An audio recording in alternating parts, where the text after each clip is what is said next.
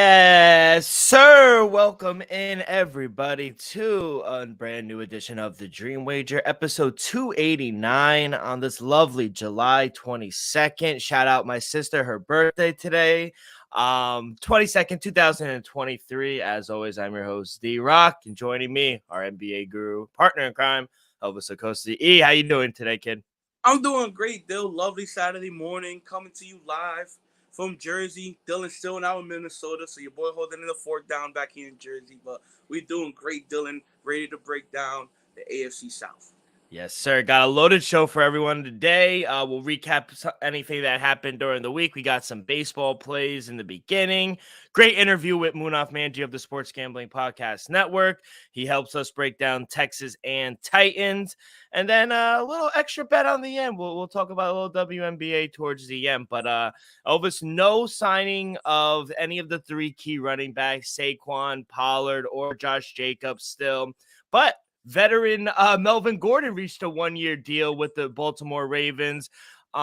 J.K. Dobbins did report, but they put him on the PUP list. So, coming off that injury, I did expect that. They think he will be ready for week one. But I kind of like Melvin Gordon signing. He got the vet minimum. And I think it's good to have a little veteranship in that running back room, especially when J.K.'s getting healthy. You like that move? It's all right. It doesn't move the needle, Dill. But No. one thing that I could say about the signing is Melvin Gordon is consistent. Not saying he's going to go out there and rush for a ton of yards, but he plays year in and year out. So you could rely on Melvin Gordon being healthy and being ready to play each week in, week out. So do I expect, a 800-plus yard season for Melvin Gordon? Absolutely not.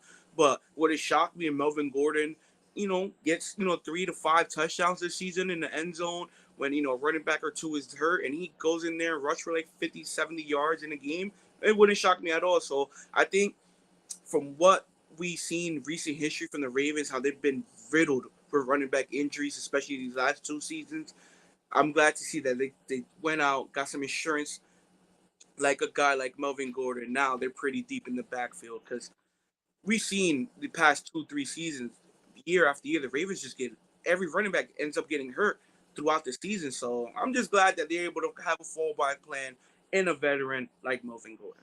Yeah, so they put 5 players on the PUP list. J.K. Dobbins, like I mentioned, fullback Patrick Rickard, Pepe Williams, defensive tackle Rashad Nichols, and wide receiver Mike Thomas. So not all of them will stay on it, but I do imagine J.K. Dobbins will be ready for week one. Giants, they come into camp. And they're like, hey, we need a 7th wide receiver. Let me go get Cole Beasley. They signed Cole Beasley, and they also reunite James Robinson with them. He's in the running back room now, former Jet, former Jacksonville Jaguar. I kind of like James Robinson. He's kind of consistent. You know what you're going to get. He runs hard. I just think the Jets didn't really use him the way they were supposed to last season. So I don't know why, honestly, we traded for him. But James Robinson, Cole Beasley, you like the move for the Giants? Cole Beasley, I don't expect much from him, though. Let's just be honest. Cole Beasley, could he, fill in the slot receiver if needed? Yes, absolutely. We saw the Giants receiver team last season, all wide receivers go down. So maybe they're like, hey, let's bring in a veteran that could learn the route tree quick and, could play a snap or two. He might just be there for the preseason, though, just so the starters don't get a ton of snaps. Have Beasley, play most of the minutes. So, it is what it is. I think Beasley is a vet. He could catch some balls, but do I expect him to be a starter come week one? Absolutely not, Bill. No, I do think he will get some playing time. He's great in the slot. I'm not a huge Cole Beasley fan, but he is kind of productive in the slot position. So I like it there. I don't know about James Robinson. I think it's just maybe sending a message to Saquon, but I think Saquon will end up being there week one, to be honest, if you ask me. Shout out Joe in the chat, and Carolina's number 1 overall draft pick, Bryce Young, signed his contract 4 years, fully guaranteed, $37.9 million, almost $38 million. They got their franchise quarterback, Bryce Young of Alabama. I mean, fully guaranteed is kind of crazy, but shout out him. He got his bag, and hopefully he improves Carolina this season. What do you think?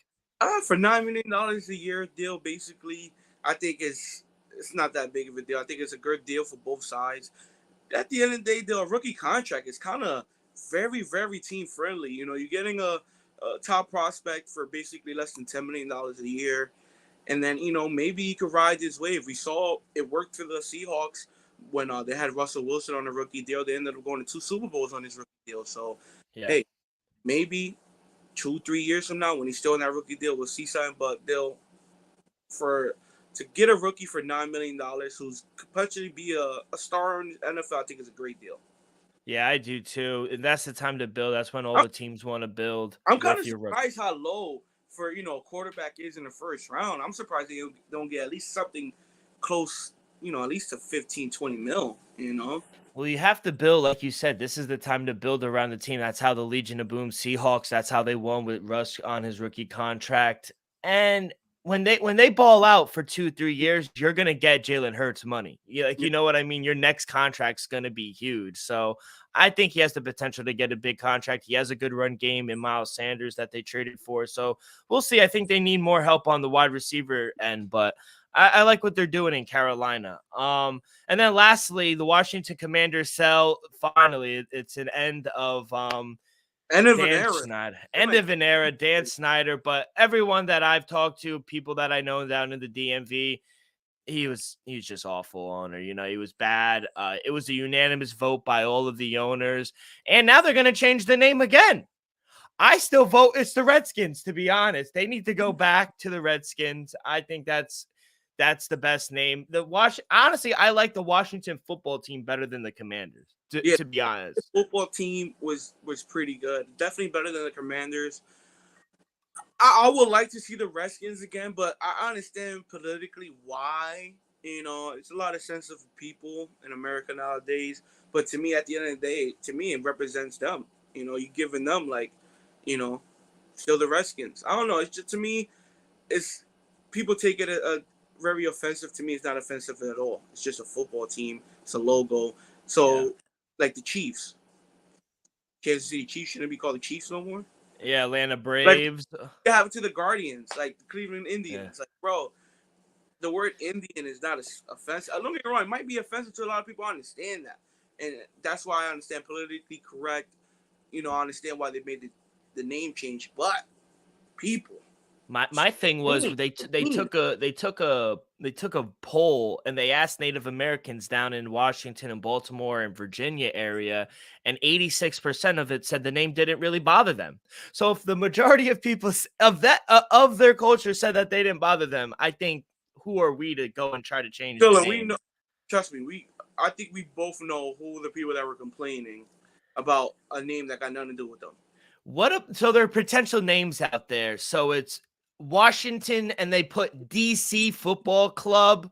I No, don't like that. It sounds like a soccer team. yeah, that's not. They have Washington Pigskins. Shout out Tariff, but no, I don't want Yeah, that. It's that sounds worse than Redskins. the Pigskins, right? They got Washington Red Hogs, Washington Red Tails, Washington Majors. All of them sound awful. Red Tails. They're trying to incorporate their colors with the team. I don't understand what they're doing, but what if you were in charge? What kind of name would you go for? I'll keep it OG. I'll go with the Redskins, but realistically, there's something that's, I'm gonna be honest, not offensive to any groups of people out there. So How hard is that going to be, though? it's gonna be difficult. I'll say just like I don't know the Washington Cleaters. I don't know something. I'm Yeah. not.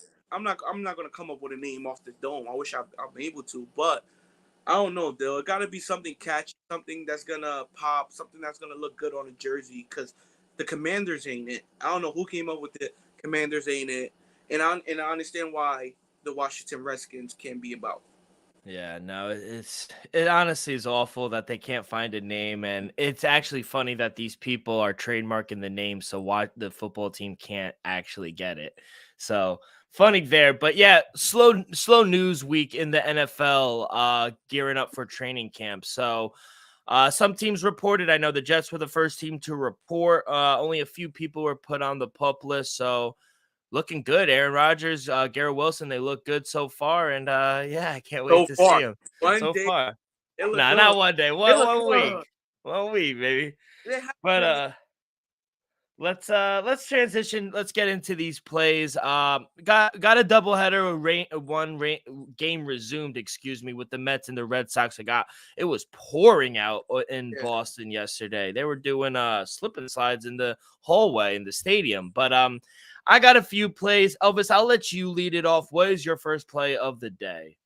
Still, let's start it off in Arlington. Let's head to the Rangers. Dog of the day. LA Dodgers taking on the Texas Rangers. Still, give me the Texas Rangers on the money line plus 114. Dill Dunning having an amazing season. I think he continue it rolling. We see the Dodgers. They have a few game stretches where they look like the old Dodgers, and then they have a few game stretches where they look like what we saw in the beginning of the season. Dill. So I'm gonna just roll with honestly one of the most consistent teams we saw all season long, and they're at home with one of the best pitchers in the league going as well. Dill, give me the Rangers on the money line. Yeah, I agree. Give me the Texas Rangers. I actually think they should be favorite at home. No, they lost yesterday, but I'm not a big Bobby Miller fan. He's okay, but both teams have been hot. Dodgers 8-2 coming out of the break. Rangers, they're hot too. Even though they lost yesterday, but they swept the Rays in their past series, 7-3 coming out. They're great at home. I think they bounce back. I'm actually glad they lost yesterday because now I think they'll bounce back here. So I agree. I'm on the Rangers as well. What's your next play? Dill, might bite me in the butt later, Dill, but I'm gonna go with them. Give me the San Diego Padres on the money line, minus 135 against the Detroit Tigers. The fact that I'm a little worried putting at minus 135. This just tells you how, just unpredictable this Padres team was. Juan Soto's back in the lineup. Saw him hit him a monster home run, so that was good to see, Dill. But when is this Padres team going to finally get it together? They have the star-studded lineup. They just can't. They can't win 5 games in a row. It's just impossible to them. So I don't understand Wolf is on the mound. That's concerning to me a little bit. But if you can't win this game in Detroit, you should just end the season tonight. Yeah, I don't know. I think them and the Mets, I think they're both going to miss the playoffs. We keep saying it. When are they going to wake up? And at a So certain point, it's reality. They're not going to wake up. They're just not a good team. They're underperformed. It doesn't matter all the money that they spent. I'm going to go to the Bronx. Cross your fingers. I'm going to take the Yankees on the run line. If they can't beat the Royals by 2 runs with Garrett Cole on the mound and Brady Singer going, this team's doomed as well. Last place Yankees. I never thought I'd say that, but told you we heated it up now. it looks nice. I mean, I'm not gonna lie. But yeah, I like them. I got a minus 110. I think getting minus 110 at home with Garrett Cole on the run line against arguably the worst team in the MLB, I think that's a gift. I know the Yankees are struggling offensively without Aaron Judge, but this is a series prime for them to get hot against the worst team. So at home, give me the New York Yankees on the run line minus 110. What's your next play, kid? Last play of the day, Dill. Let's go to Minnesota, where you at today. Got out of a play. My boy D-Rock will be sitting 7-8 rows back from home plate. Gotta have some money on the line. We'll be tuning in. Hopefully he catches a foul ball. I hope. Or something. So, Sonny Gray on the mound. Give me Minnesota Twins minus 135 on the money line. Dylan will be in attendance. Hopefully he sees a great show. Hopefully he sees some home runs. And hopefully he sees some great pitching. Give me the Minnesota Twins versus the White Sox. Money line. Yeah, I like the Minnesota. I also like the under. I took under 8. I think we're going to see great pitching. Yeah, take the under. I got to. I want you to see a grand slam. I want you to see a benches clearing brawl. See, it's different. A lot of people go and root for the over when they go to the game. You know me, old school. I love to go see a pitching duel. 1-0 game, Sonny Gray. If I see a no-hitter, I'm telling you. I've been to so many like 4-1, 4-2 games, 3-2 games. So I'm like, I want to see a 15-12, Yeah. I don't know. I just think the number 8 is a little too high, especially for two good pitchers. Sonny Gray at home, we said it. We like to back Sonny Gray at home, not on the road. He's been lights out. And Twins, they've been hot coming out of the break. They're 6-4 in their last 10. They smoked Lance Lynn and the White Sox yesterday. I think it continues. Not to get too ahead, people, but as of right now, Twins to win the division, looking real good. Heard Real it good. first. Looking good. And then last play for me, I'm going to take another under. I'm going to take the Pirates and the Angels under 9.5. You got Reed Detmers going for the Angels. You got Braddock going for the Pirates. He had a good first start. He didn't give up too much hard contact. Reed Detmers, he's okay. He's been a little better than usual. I do think Pittsburgh might be live at this number, but Pittsburgh's struggling right now. Both teams 7-2 towards the under their last 9 games. So offensively, I don't really think Pirates could score that much. Anaheim can, but 9.5 seems a little too big. You got wind blowing in as well during the day. So I'm going to take the under 9.5. Seems a little too big here for me. But that's all my plays. Elvis, good luck. Hopefully our teams are going at it. We were winning until it got delayed now. Yo, all I'm saying is. And then in the second game, Max Scherzer pitching. Ooh, we're going to light them up. We're going to light them up. You know it. Over 5.5 strikeouts. Give me that. Over 4.5 team runs. What was I gonna say? Justin Turner, though, for the Red Sox on a 15-game hitting streak. He's on fire. Yeah, so watch out for him. Before we get third base and first baseman in the league. That's a stretch. I can make a case. Yeah, you can make a case. Before we get to our interview and continue our 2-a-days with the Texans and Titans, a quick word from our sponsor. Today, we are brought to you by Viva Tequila Seltzer, the most refreshing hard seltzer on the market, hands down. There's no wonder why Viva was voted #1 hard seltzer in the world by San Francisco World Spirit Competition. With only 88 calories, 0 carbs, 0 sugar, and a light 4.5 ABV, Viva is the perfect drink for your post-game celebrations as it was created with that active lifestyle in mind. We flavor tequila seltzer because flavor is the spice of life, and we like our drinks to just a kick, just like how we like our lives. Whether it's Huckleberry playing around the golf with the boys or an elderberry going to see the Twins game today, it doesn't matter. Our favorites pair perfectly with that Artisanal Blanco tequila for that subtle and refreshing drink. Our belief here at the Dream Wager and at Viva is to live long, live well, and live it up. All right, here is our interview with Munaf Manji. All right, great interview with our boy Munaf Manji of the Sports Gambling Podcast Network. He is down there in Houston, Texas. He has a feel. He was telling us a little about the culture, about how to win this fan base back, because arguably they did some questionable things the last few years. So I agree with him there. He gave us some of his best plays and player props as well. But Elvis, let's dig into ours. We will start with the Houston Texans. Listen, we went over with Munaf. It's not a lot we could bet. We're not going to bet the Super Bowl. We're not going to bet the division, the AFC. But over 6.5 wins, Munaf was leaning towards the under.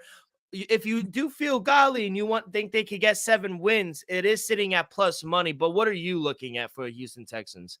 Still, I'm going with the under, Dill. I do expect them to be a little better than last year. I do expect D'Amico Ryan somewhat to change the culture, especially on the defensive side of the ball. Like I said, I love the addition of Will Anderson moving up in the draft, trading away the first-round pick for next year, grabbing the stud that you believe that could be a Hall of Fame that could change your franchise around. I believe he can. Give him a year, 2, maybe 3. I think he has the potential to be one of the best defensive players in the league. And then you got CJ. It's all like Munaf alluded to earlier. Can he break the curse of these Ohio State quarterbacks? That's the thing. I think he can. I'm not gonna judge him off his rookie season because I don't expect it to go well. He's on one of the worst teams in the NFL. You can't blame him on what he's gonna put out this season. But still, I'm gonna go with the under. I just can't see this team winning 7 games. I'm surprised that is at 6.5. Bookmakers are very high on this team. They think they have a lot of upside, which I see, but I agree with upside, but at the end of the day, you still got to go out there and win these games. 100%. And they do have an easy schedule, but they haven't won past 4 games, like we said, in the last 3 seasons. I do think they'll be better. I agree, but I do worry about the wide receivers. Munaf mentioned it as well. I worry about the wide receiver room. I like Damian Pierce, but I think there's going to be some struggles on offense. Defense, I think D'Amico Ryan will get the boys ready to play. I think defense will be much better. You got Stingley Jr. on the one side of the corner. You got Will Anderson Jr. coming on the side. I think they'll win 4 or 5 games. I do think it will be a better year than last season, but to win 4 more games than they did last season, I'm just looking at the schedule, Elvis. I just don't see even 6 wins, to be honest. I think they'll split with the Colts. I think they can possibly win against Carolina, but that's no gimme. It's on the road.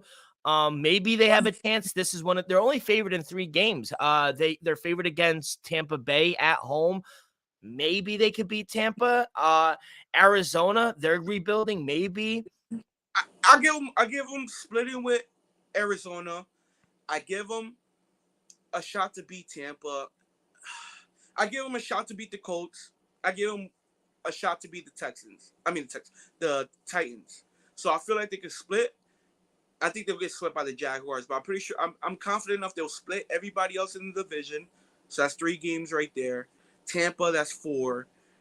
And I think they sneak out, maybe 5, 6 wins at the most. I agree with you. I think they could beat Arizona, and I think they could possibly win 3 games in the division and Tampa. Everything else, they're gonna have to pull off a miracle, or the other team just gonna have to lose the game on their own.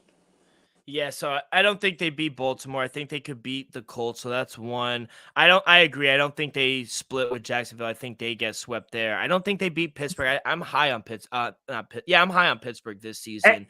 It's like anytime Mike Tomlin or Bill Belichick goes against a rookie quarterback, chalk it up. Put multiple units on it. I'm telling you right now. Atlanta, I think Atlanta's gonna be better. I expect Atlanta to be much better this season. I'm not saying they're gonna win 10 games. All I'm saying is they have a shot to win the division. That's all I'm saying. Yeah, and New Orleans, I don't think they're gonna beat. Then they go into their bye. Then Carolina, like I said, I think they have a chance at Carolina. So that's 2. Tampa Bay, I'll give them. Cincinnati, no way. Arizona, they have a shot. I'll give it to them. 4. Jacksonville, like I said. Denver, I think is going to be better with Sean Payton. Jets, they're going to be better with Aaron Rodgers at MetLife. That's a tough game. Tennessee, I do give them a chance depending on who will be quarterback. At home, the 1 game at home. Yeah, so all right, so the 1 away, yeah, we'll give them a loss. Cleveland, we know they're going to have that game circled because of Deshaun Watson, but I do think Cleveland's going to be good this season. And then the Colts, so like 4, 5 games at most, but yeah, minus 134. Yeah, and we got to remember that Browns defense is top. It's one of the best defenses. 100%. Myles Garrett, we're sleeping on Myles Garrett this season. And they signed Raekwon Smith. No. Exactly. No. Raekwon Smith is with the Baltimore Ravens. Yeah, they signed opposite side. Fuck. They signed somebody. I forgot. I'll have it. You'll have it next week when we take care of the Browns. But yeah, and Deshaun Watson's gonna have a full camp. He's gonna look good. I really think this team's gonna be better. But yeah, minus 134. It's a little chalky, but I gotta go. I like plus money, but I can't. I honestly can't see 7 wins. So looking over to player props now, like we said, you can only bet on a few people: Damian Pierce, C.J. Stroud. Maybe Will Anderson to win Defensive Rookie of the Year. No wide receiver props. They really struggle. I know they brought in some veterans like Dalton Schultz, but Dalton Schultz kind of had a bad year, if I'm being honest. So I honestly, like I said with the interview with Munaf, I kind of like CJ Stroud to go over 3,175.5 yards. Davis Mills, he threw for 3,118 yards last season. CJ Stroud's an upgrade. Let's be frank. I like Davis Mills. I think he's a good guy, but CJ Stroud's a better quarterback than him. He could read quarterback. He's better in the pocket. And there's going to be plenty of games where we just went through the schedule that they're going to be down. He's going to get a bunch of garbage yards. He only needs 58 more yards than Davis Mills last season. And look how bad of a year he had. I don't think he'll have that much. I don't think he'll have that bad of a year. So I'm going to go over CJ Stroud's passing yards at 3,175. I don't know about the touchdowns to sit in that 19.5 to have 20 his first year. I just worry about the receiver room. I don't know who he's really going to throw to. I just think he could throw for a bunch of yards. So gonna stay away from that. But that is my first player prop. Do you have any for the Texans? I have Damian Pierce. I don't know if you have anything. I end up staying away from CJ. I will lean with you, Dill. I do expect him to exceed the 3,100 and a half passing yards, just because, like you alluded to, David Mills threw 50 more than his over under number. So I do expect him to have a much better season than David Mills had the previous season. So I do go with you, Dill. I'll lean that as well. But my favorite player prop for the Texans is Damian Pierce. Over under 850 and a half. We seen it last year. He's probably one of the most angriest runners in the NFL. He just shakes tackles. So I like his over. I even if it was a yak over under, I would take his yak over under yards after contact. If you don't know, because this man, I feel bad whoever's gonna tackle him first. He's gonna stiff arm you. He's gonna break it, or he's gonna make it very difficult for you to break him down, Dill. So I like Pierce. It wouldn't shock me if this kid surpassed over 1,000 yards. He just runs so angry. And being CJ's rookie season, I expect the offense to probably run through Damian Pierce, especially the first half of the season. Yeah, I agree. That was another one. That was Munaf's one of his bets as well. I agree. I think that'll be a team ride here. 850 just seems a little disrespectful in my opinion. The guy almost ran for 1,000 yards last season, and like you said, he runs hard and mad. How many times did we watch a Houston Texas game be like, yo, it's taking 3-4 guys to tackle this man? He'll take a 2-yard run, turning it to 20, 15. Yeah. You gotta see how difficult it is to get touch in the backfield and still get a first down out of it. People, that's amazing. Yeah, and I do think they're gonna run it a little more to try to get some confidence and take some of the pressure off of CJ early on. What's the quarterback's best friend? The running back game. Yep. When does the quarterback have the least amount of pressure? When the running game is working and they can work off play action. And the Houston Texans don't have that bad of a line. So no, so they're ranked 18th out of 32 teams. So they're a middle of the pack offensive line. And they drafted an offensive line in the second round. Yeah, so I like that. I honestly think he could rush for 1,000 yards. Honestly, he almost did the last season with Davis Mills. So his touchdown sitting at 4.5. He rushed for 4 last season. I guess. I don't really know. It's at -120. It's a little juicy. I don't want to lay juice like that. His over-under rushing yards is at -112. A little better of odds. So I would stay away from it, but it wouldn't surprise me if he scored 5 rushing touchdowns this season, to be honest. So I can see an over, but I'm just going to stay away. My favorite is CJ Stroud passing yards and Damian Pierce. That's the WWE guy. Damian Pierce rushing yards, 850 and a half. But let's switch on over to the Tennessee Titans. Real quick, before we went live, Titans reached an agreement with Will Levis, 4-year contract. So do you like that? I like it just because though you got to get the deal done, especially you draft them in the second round, 32nd, 34th overall, something like that. And to be honest, in the quarterback room right now, he has to be the one that you're looking for to improve this upcoming season, and who you're gonna move forward this upcoming season. Come up. Like Munaf said, I think we all believe Ryan Tannehill will get the start, but if they're not going well, week 5, 6, maybe towards after the bye, you got to put Will Levis in. Yeah, absolutely, Dill. Like, I don't like Will Levis. I always said out of the older quarterbacks in the first round, he will be my last pick.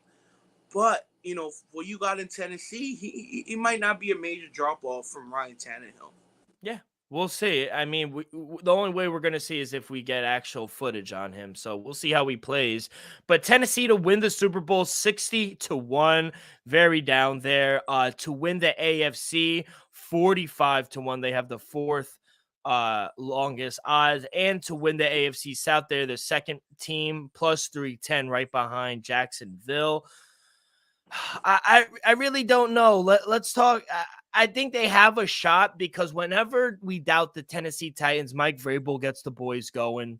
and then they win all the games that we think they won't be able to win. They play ugly, defensive, hard-nosed football. They gut out wins week in and a week. And then we look up and we'll be like, holy shit, they won 10, 11 games. And then they're hosting a playoff game like they did against the Baltimore Ravens a few years ago. So, don't count this team out, because that's when I think they thrive, to be honest. But if you're looking at their win total, it's setting at 7.5. Over is at -102. Under is at -120. What's your favorite bet for the Tennessee Titans?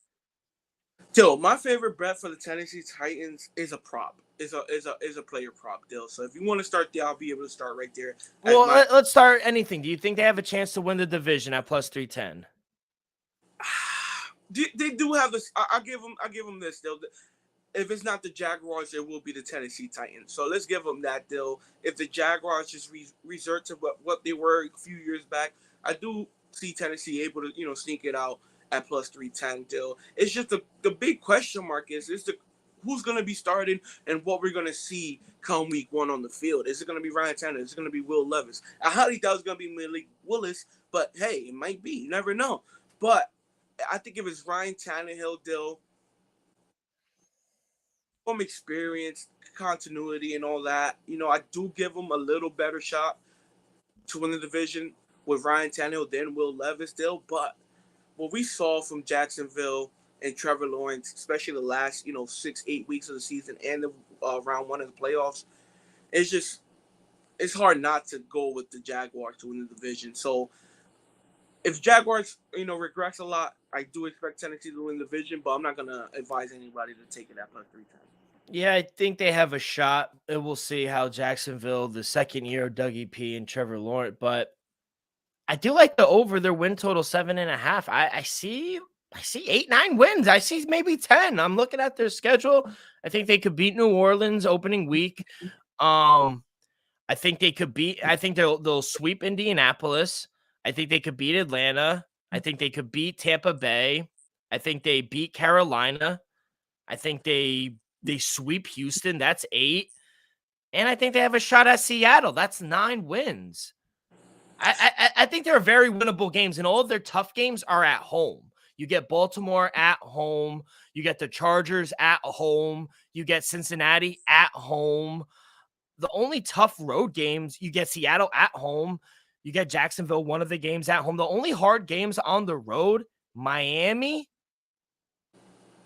and maybe Cleveland week 2. But other than that, all of their hard games are at home, where they do have the home field advantage. So I can see 8, 9 games. Don't count this Tennessee Titan team out. They have a great defense. They have a good head coach. And I think Ryan Tannehill will be better than he was last season. And we forgot to mention they did add D-Hop. So I can see 8, 9 wins. You can't see 8, 9 wins for this team? Dill, I'm at 7 or 8. So I have these 2 plays. I'm not going to advise to bet the over just because I see 7 and 8. I wouldn't go 9, but I could see 7 or 8 wins still. It's just my question mark is the quarterback. If we go out there and we start in Will Levis week 1, I'm hitting the under. But if we go in Ryan Tannehill week 1, I'll probably go the over. I could possibly see them win 8, 9 games with Ryan Tannehill. But if it's I was just gonna ask you. You don't think that they'll make the playoffs, right? It's a tough AFC unless they win the division. That's the thing, though. They have to win the division. Could they possibly sneak in at 8 wins in the playoffs? I doubt it as a 7 seed. I think 9 wins you have to get to 9, possibly even 10 wins to get the 7 seed, though. But it's just that's why I didn't touch the over under, just because me, you, and Munaf, I think we all agreed that it should be Ryan Tannehill starting week 1, correct? Yeah. If Will Levis goes out there and starts week 1, are you still confident they're gonna win 8, 9 games? Do you still count 8, 9 wins if Will Levis is starting week 1? That's a question. That's the question. But I honestly, I don't think he will. I don't think he'll be ready to start week 1 unless he goes out in the preseason and just fucking balls. Yeah, that's what I'm saying, Dill. Like, it wouldn't shock me. He has a great preseason and he starts week 1. It wouldn't shock me. I think it would, just because I feel like Vrabel isn't the type of guy, especially if they have a bad year. I think he'll be on the hot seat. I don't think he's ready to put up his job or a rookie, even though they did draft him in the second round. I think he has more trust. Tannehill knows the system. Unless Tannehill loses the job and just plays awful, then obviously they have to put him in. But I just think to start, you got to roll with Tannehill. Yeah, that's the same. I'm going with Tannehill though. But if September comes around, breaking news: what Will Levis is starting week 1. Will be the starter for the 2023 season. Are you as confident? No, I'm not as confident. That's why I stood away from it, though. That's the only reason. If it's Ryan Tannehill, I'm going over the win prop. But if it's, I'm just not. We don't know. That's the main question. That's the whole question mark around this team is the quarterback, and that's why I think you're seeing no passing prop for either. That's why I didn't touch the win total, though. So I got 2 plays. Yeah, I'm sprinkling something at 7 wins at plus 550, and I'm also putting something at 8 wins. Exactly 7 wins at plus 550. Exactly 8 wins at plus 600. People, if you like the over, hey, hit the plus at 8 games at 600. If you like the under, hey, 7 games, 500, 550. So to me, it's a little more better value there. Just because if you expect them to go over, I think I expect them to hit 7 games still. Me personally, just because I expect Will Levis to come on sometime during the season. I don't expect Ryan Tannehill that led this team to the AFC Championship game. I think that Ryan Tannehill we're not going to see, but do I expect them to see a better version than we saw last season? Absolutely. Do I expect the defense to be much better than we saw last season? Absolutely. Do I expect to see a healthy Derrick Henry all season long? Hopefully we get to see that, deal. But the question mark is who will be starting week 1? We both believe it's going to be Ryan Tannehill, but that's not a certain. That's not guaranteed. And if we both believe that he's going to be better than he is last year, which I think we both do, I just don't think he loses his job. If they're winning games and the games that they're losing are by 3 or 1 score games, I don't think they'll put Levis in. To be honest, No. And the reason I would lean over and I probably would take the over is because I do think Tannehill will play all year. I really don't think not Malik Willis. I don't think Will Levis will play. That's my thing. We haven't seen Ryan Tannehill finish the season since that team went to the AFC Championship game. Yeah, unless he gets hurt, because we know he is fragile. But if you're looking at running back, we do think hopefully Derrick Henry stays healthy this season, and bookmakers are expecting him to stay healthy. His rushing yards is at 1,175.5. Over-unders at -112 both ways. His total season total rushing touchdowns is at 8.5. Juice -128 towards the over. If you look at last season, he only had 110 carries for 490 yards. He only had 5 touchdowns.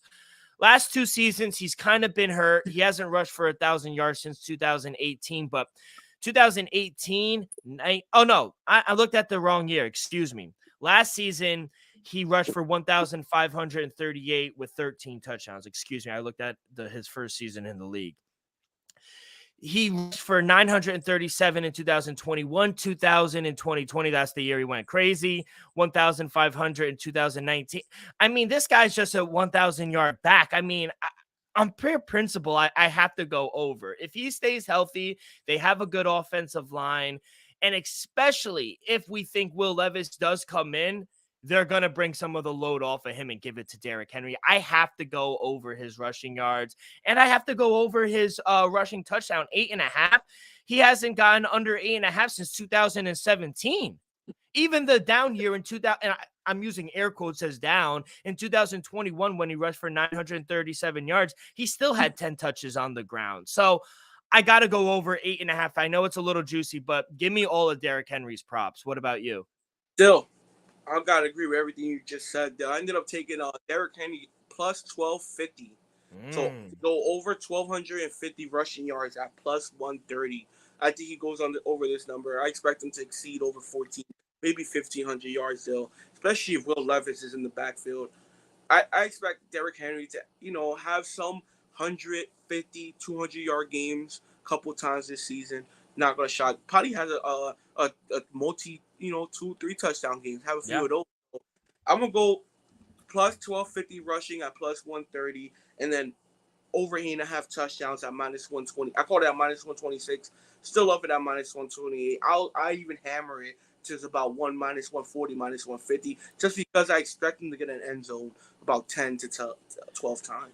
Now, do you give him a shot to lead the league in most rushing yards? I mean, he's sitting at third at +750. Jonathan Taylor's at +700, the other running back in the division. And then Nick Chubb is the favorite at +600.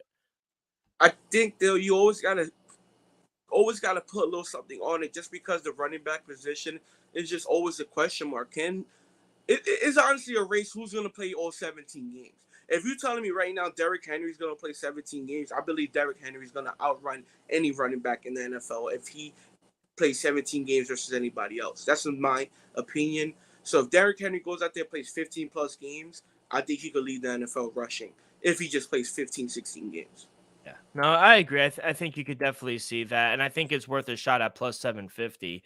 Now let's go over to the new guy, DeAndre Hopkins. His total receiving yards is sitting at 850.5, -112 both ways. And his over-under touchdowns on the season is at 4.5.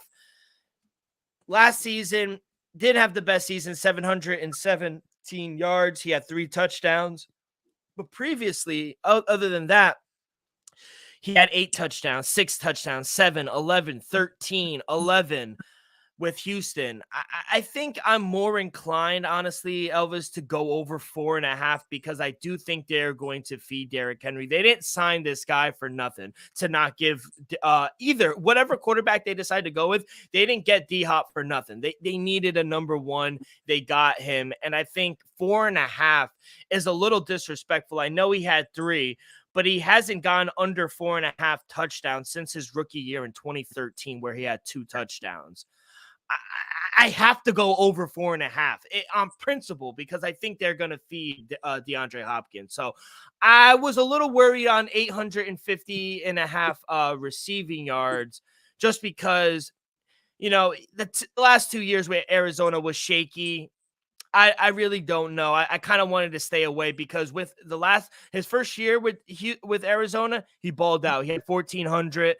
In Houston, his last season, he had 1,100. Then he had 15, then 13 again. So we know he was the top 5, arguably maybe one of the best receivers when his later years in Houston.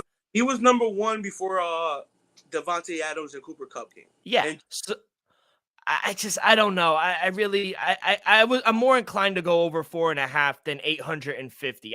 I can see it, but I think my money's more. It's a smarter play to go over 4.5 touchdowns. So that's the way I'm gonna go for D-Hop. How about you? Still, I'm going both of them. Over 850.5 receiving and over 4.5 receiving touchdowns. Still, let me tell you why. We saw him rack up over 700 yards last season when this man was suspended for 8 games. So give this man another 8 games to play, he will exceed over 1,200 yards easy. And that was with Kyler Murray. He was hurt. Yeah. Can you name me? It was Colt McCoy. It was Colt McCoy. Hook 'em. Horns. So, come on, baby. My boy Colt McCoy went to college with KD. That was a great era. Great era of my life, people. Sorry to throw it back. But you had D-Hop finish the season with Colt McCoy with over 700 yards in about 9 games. In 9 games, this dude got over 700 yards, people. So you're not telling me if this dude's going to go out there and play 15 plus, he's not going to go over 850? Are you dumb? Are you disrespectful? What are you doing? So FanDuel, thank you. I mean, no free shout outs, but every sports book out there that got it at 8 plus 850, I'm taking your money.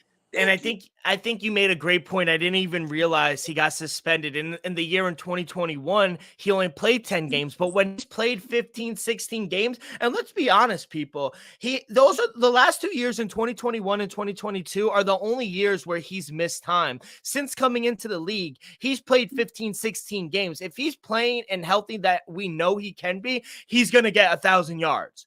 Yeah. So I want to retract my statement. I got to go over. I forgot he got suspended for 9 games. He caught 700 yards. Yeah. Even if he just plays 2 more games, he's going over that. That's what I'm telling you. Yeah. I gotta go over. I forgot. I totally forgot he got suspended. And PEDs. he's the uncut, true #1 favorite target. Yeah. There's no if, but he's the first and second option. Then it's Yeah. Derrick. Honestly, it's Derrick Henry. Then he's the second option. But Yeah. when they drop back, first look is going to D Hop. It has to. That's the reason you go out and get a guy like D Hop. And to be honest, you're giving him $12 million a year. So Still, they're paying him. like I said, I'm glad that you just came around. Like I said, every sports book on my phone, I'm taking your money. And then at 4.5, I like it. I'm not gonna bet as heavy on the 4.5 over just because red zone threat. You do have Derrick Henry in the backfield. No need, to force throws, in the red zone. But you do have D Hop, so he could jump over anybody. So I like the 4.5 as well. But I'm telling you right now, 1,000-yard season is on his way. Yeah. Love it. Elvis, thank you so much. We are going to hit the AFC North next week. Can't wait for that. So yeah, two-a-days continue to keep on moving. So make sure you guys get these plays in because I've already seen lines have already moved from the first two-a-days when we were talking about the Jets and the Dolphins. So keep in touch, keep locking those plays in, stay locked in with us. But before we go, I'm going to the Minnesota Lynx game, taking on the Las Vegas Aces. I got to take the 15 well, I got it at 15.5. It's at 14.5 right now, but Minnesota, coming off a nice win the other night. I think it was Friday night against the Los Angeles Sparks. I think they come in. I don't know if I don't know if they'll win, but they'll definitely keep it close. 15.5 just seems a little too much in my opinion, I think, but hopefully I see a good game. I do have a player prop as well. It's an assist prop. It's Kelsey Plum over 3.5 assists. Candace Parker is out, unfortunately, for the Las Vegas Aces. So that just means more assists for Kelsey Plum, Jackie Young as well. So even Jackie Young, look over her assist, 4.5. It's at plus money as well. I do think they'll win Aces, but hopefully it's a good game. Hopefully we keep it under 3-4 possessions and Minnesota gets it home for us. But yeah, can't wait for it. Got a lot of games to go to today. Oh, special start time for UFC London. It's in the O2, 12 o'clock Eastern. So yeah, we get to go to sleep early tonight, kid. But yeah, other than that, party this weekend, birthday party or no? No birthday parties, no dinner, no nothing. How was last week? It was good. It was fun. It was shout out my aunt. She turned 50. So hey, the big 5-0. Big 5-0, no turning back now. So we just had went out there, show love and whatnot. Hey man, God bless. Yeah, 50 still pushing. I just turned 28 and I feel fucking old. So I could just imagine what other people are going through. But shout out all the cancers. It's Leo season today, my sister's birthday. I don't want to say, how girls get when you say their age. So not gonna say the age, but we know she's in the 30s. But Elvis, any last words before we get out of here, kid? Let's just have a good weekend. Everybody that's following our plays, best of luck. AFC South is gonna be a zoo. I'm letting you know right now. Hopefully Jacksonville holds it down. Hopefully D Hop goes over 1,000. We cash, baby. Let's go. Cash them. That's going to do it for this Saturday edition of the Dream Wager. On behalf of our sponsor, Viva Tequila, thank you to Munaf Manji for jumping on with us. Elvis, I'm D-Rock. We'll see you guys on Monday with, more plays, more hot takes. We're taking a look at the AFC North, so I can't wait for that. Going to be a very good division there. So you guys can find all of our episodes wherever you get your podcast, Apple Podcast, Spotify, Stitcher, iHeartRadio, all that good stuff. We go live every Monday and Saturday on YouTube, youtube.com/The Dream Wager. So subscribe, rate, give us a review. All that good stuff really helps the show grow tremendously. So be a friend, tell a friend. Everyone have a great weekend. Good luck on your wagers. Be safe, be well, and we'll see you guys down the road. Peace.